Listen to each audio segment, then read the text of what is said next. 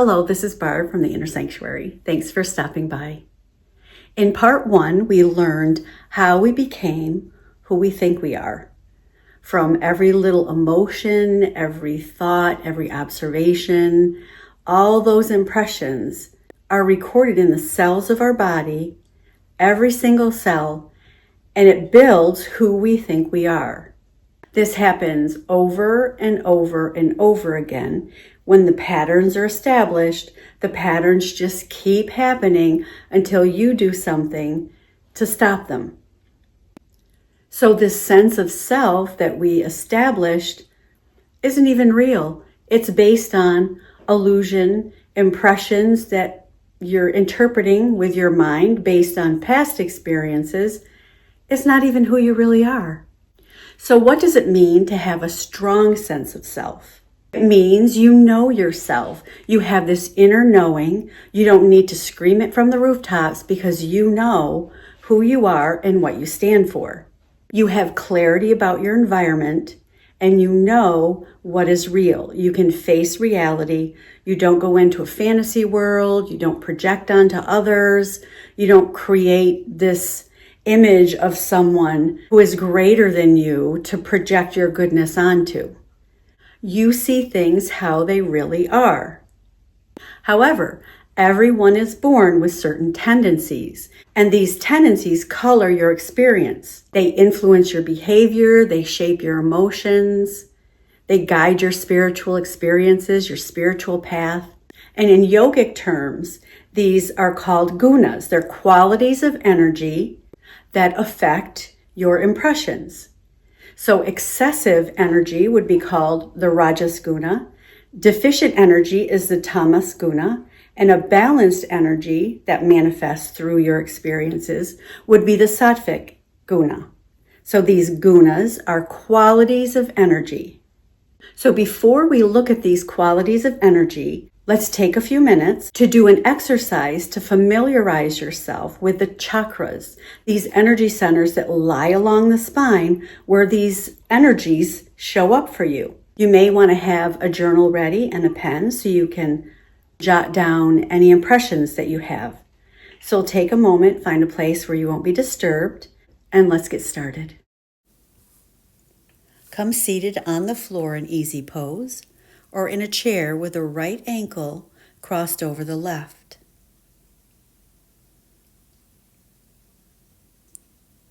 Notice any place where your body is touching the ground below.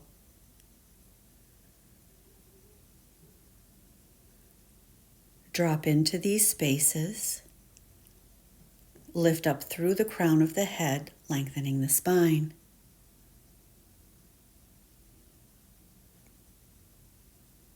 Close your eyes and bring your awareness to the breath.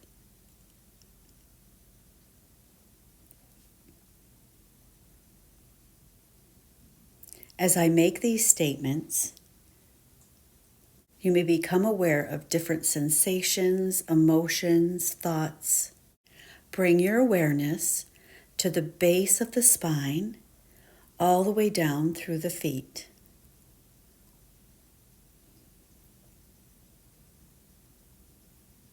Listen to the statement and notice any sensations, feelings, thoughts. I have the right to exist.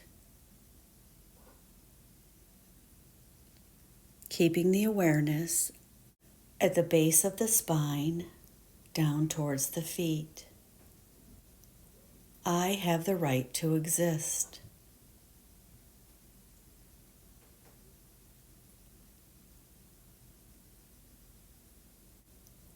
I have the right to exist.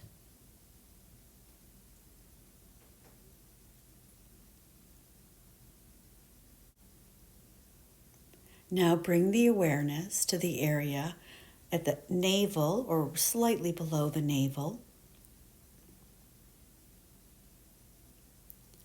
I have the right to be creative and to express.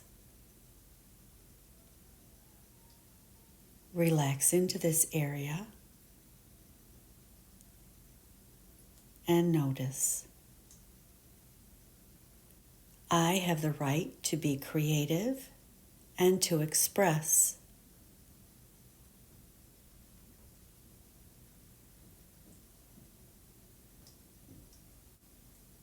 Keep the breath slow and easy.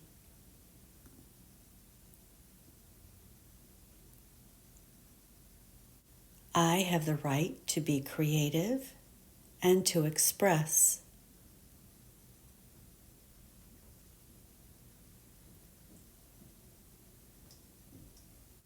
Now to the upper abdomen. I have the right to decide.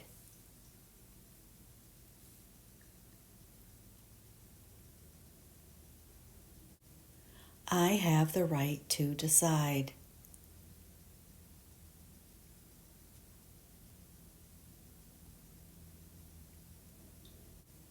I have the right to decide.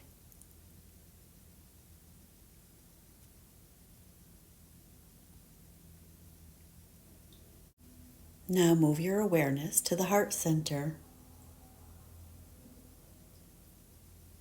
I have the right to love and be loved.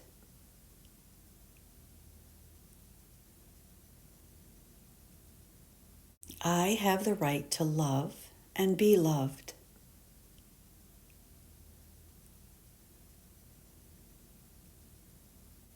I have the right to love and be loved.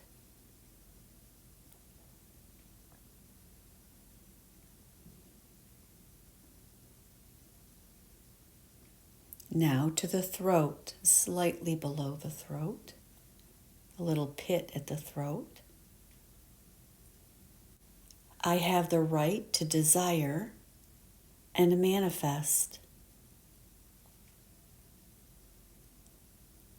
I have the right to desire and manifest. What is showing up for you there? I have the right to desire and manifest.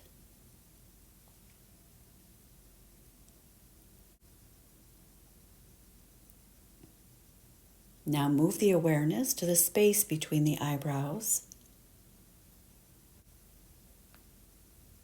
I have the right to know the truth. I have the right to know the truth.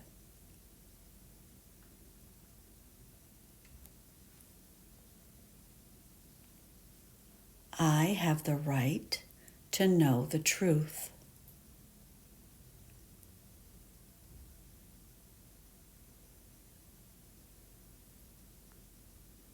Moving the awareness to the crown of the head, slightly above the crown of the head. I have the right to claim my true nature, my divinity.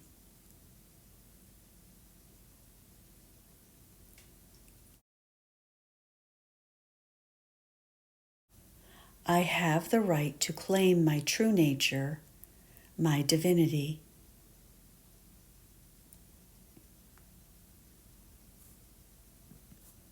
I have the right to claim my true nature, my divinity.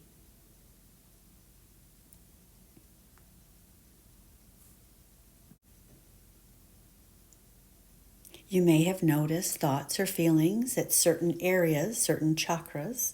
This is an indication how the energy may be showing up for you as excessive, deficient, or balanced. Open your eyes, take a few moments to write down any impressions.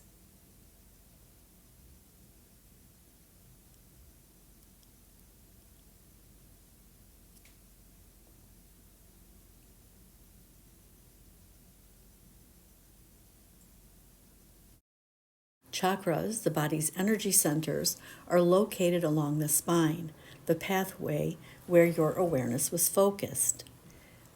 Chakras serve as portals between your body, mind, and spirit. Physically, they act as revolving doors to regulate, maintain, and manage your body. Emotionally and mentally, they act as recorders to store information. Spiritually, they act as communicators to regulate between the dimensions. The nadis are subtle energy channels that carry this energy. Life force, or prana, it's also called. There are 3 main nadi channels that carry this energy. The chakras are located where these main nadis cross. And the 2 channels, Ida and Pingala, meet at the 3rd eye, which is the Ajna chakra between the eyebrows. Ida Nadi, the left, carries the energy of rest and relaxation. This is associated with the parasympathetic nervous system. Pingala Nadi, which is the right, carries the energy of fight and flight associated with the sympathetic nervous system. When these systems get in a locked state, it's called the freeze response. It's kind of like a possum playing dead.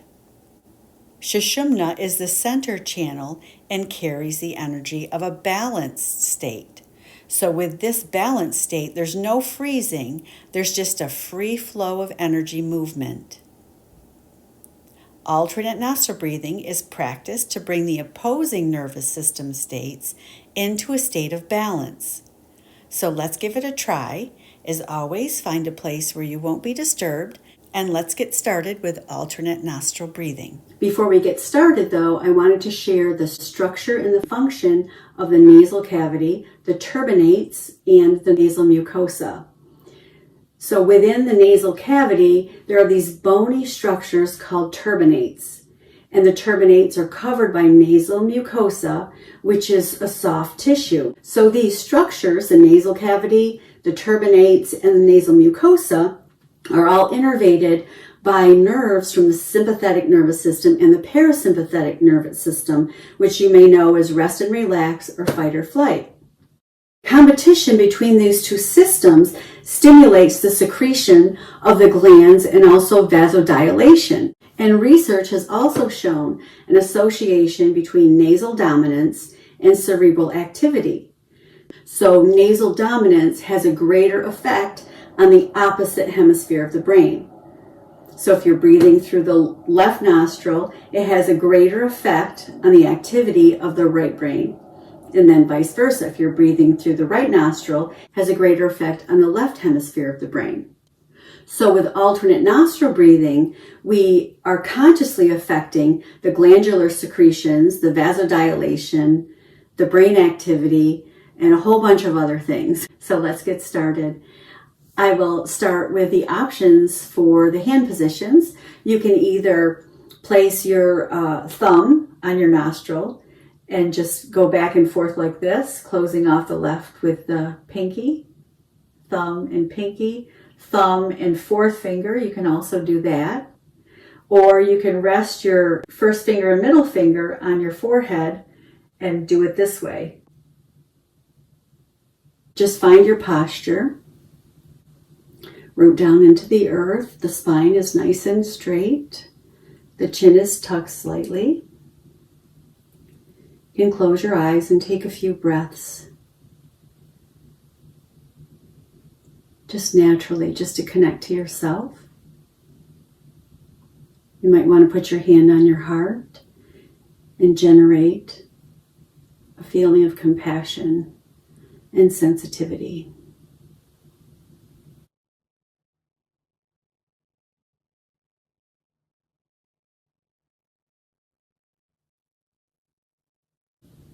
So you begin by closing off the right nostril. Inhale through the left. Close off left. Exhale right.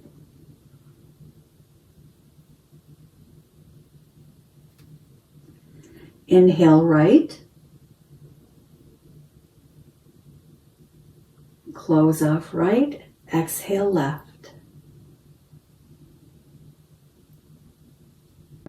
Inhale left.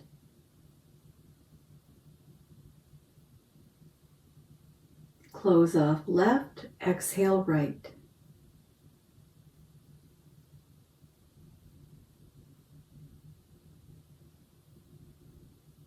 Inhale right.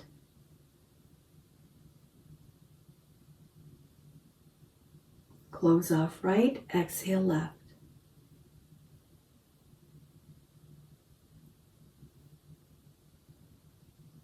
Inhale left. Close off left. Exhale right.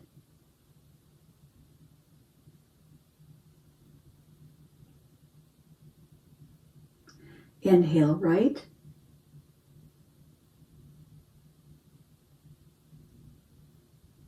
Close off right. Exhale left.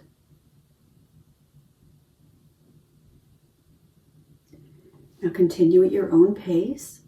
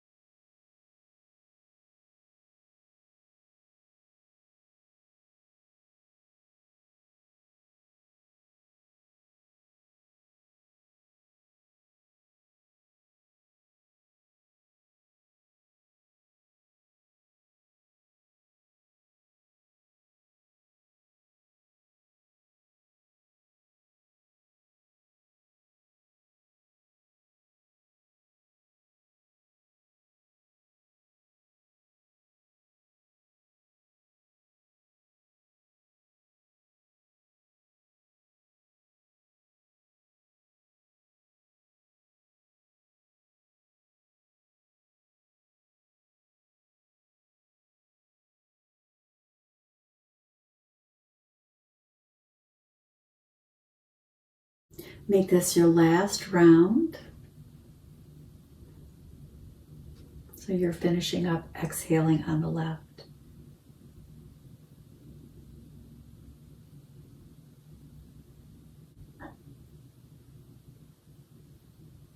Once you exhale left, inhale through the left.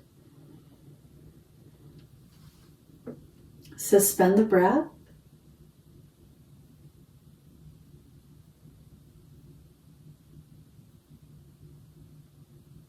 And exhale.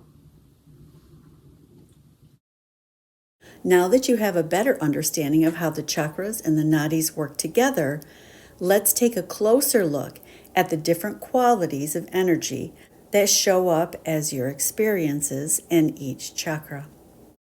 This is the chart of the chakras. The root chakra is red. The sacral chakra is the orange. So on the left side would be the excessive energy. On the right side would be the deficient energy. In the center column is a more balanced state. So reflect on what impressions you got during the meditation when you're looking at this chart. And it's common for us to bounce back and forth between excessive, deficient, until our experiences and reflection on our experiences bring us into a balanced state. So the more experiences we have, the more wisdom we gain, we become more balanced. Now this next chart represents the third chakra and the fourth chakra. The solar plexus is yellow, the third chakra. Heart is the fourth, which is green. And you can see where you would bounce between being an underdog or a top dog. So your experiences, say, with someone who's greedy and critical and judgmental of you, may cause you to be more weak and submissive. But what they're teaching you, in a way forcing you to do, is to step up and have more fire to become more balanced. And when you become more balanced, you become more confident. You claim your power. And when you claim your power, People that are greedy, critical, angry, confrontational won't bother anymore because you're balanced and you're centered. You have no reaction, no response to that type of behavior. Chakra 3 and Chakra 1 work together. So the more you claim your power in Chakra 3, you become more grounded and more courageous, which represents the balanced state of Chakra 1. So let's take a look at the heart chakra, the green areas. Excessive would be a martyr, overly responsible. You're bound to duty. And when you interact with someone who is deficient in the heart chakra, they're dependent, they're needy, they're passive takers. So they could just be sitting there and you're wanting to fill in their deficiency, and they're just taking passively. And there's reasons why we are the way we are, how we were born with our tendencies, our upbringing, what molded us into the beings that we are. How did we become this way? In interacting with each other, everyone is our teacher. So that takes the pressure off judging other people and judging ourselves. However, the heart chakra works with the brow chakra. So when we get to the 6th chakra, the brow center, you will see where the excessive 6th chakra presents with persuasion and like a sorcerer type energy. So it's important to learn discernment, which is the balance point of the 6th chakra. It's about knowing the truth of a situation. You may not judge someone, but you still have to have discernment to know what is the truth. So this is where the 4th and the 6th work together.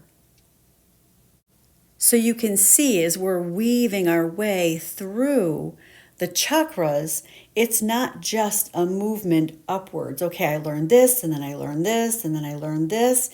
It's not traveling up. It's winding through and moving up and down and around through our experiences and through our interactions with others. It's through that movement that we become wise. The next chakra is the throat chakra. Each chakra is associated with an element. The throat chakra is associated with the ether element, and that is more subtle, and it's the foundation for the other 4 elements. The other 4 elements, starting with chakra 1, would be earth, chakra 2 is water, 3 is fire, 4 is air. The 5th chakra, the throat chakra, is more about possibilities. It's about possibilities because it's about space. It's where everything is available to you. So it's about creativity. If your throat chakra is excessive, you've learned so much, you think you know everything. There's really no room. So you're stubborn, willful in a way that everything is already set in stone. There's no space for movement. If it's deficient, the throat chakra is deficient, you're not really sure what's going on. You kind of live in a dream world, thinking up things, but not really taking action on them, not being creative, not really expressing what is coming up for you. The throat chakra, the 5th chakra, works with the 2nd chakra. The 2nd chakra element is water.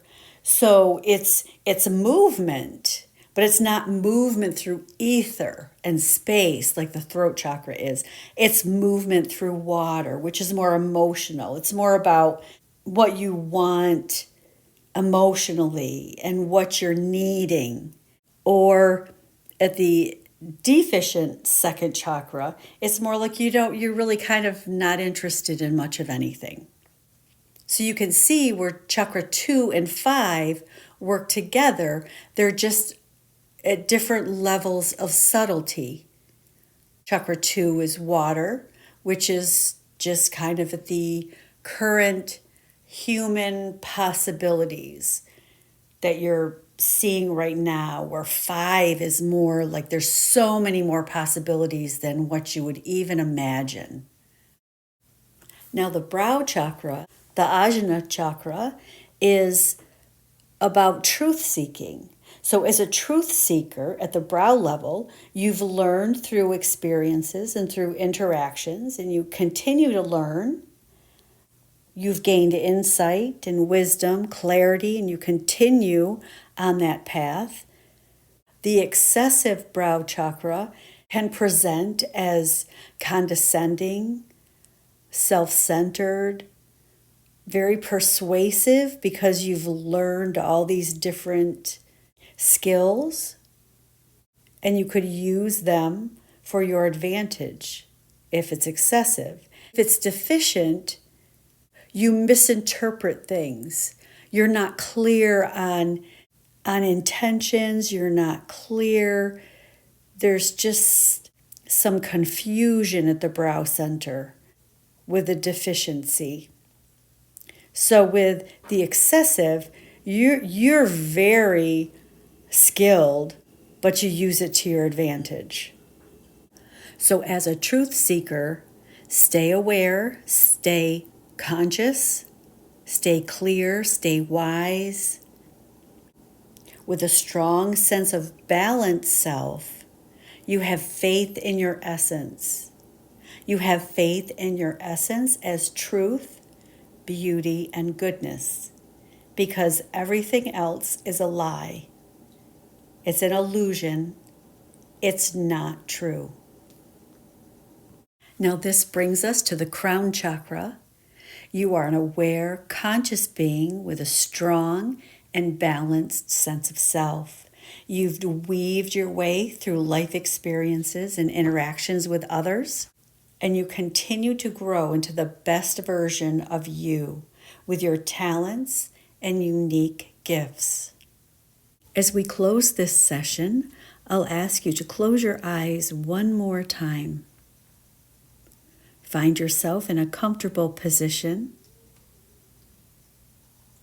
Notice any place where your body is touching the ground below. Lift up through the crown of the head, lengthening the spine. Notice the breath, slow, deep, easy breathing. Keep these affirmations in mind. You are a noble warrior, a faithful lover, a wise leader, a loving parent and good friend. You are a mystical artist, a truth seeker, and a conscious being, where truth, beauty, and goodness prevail.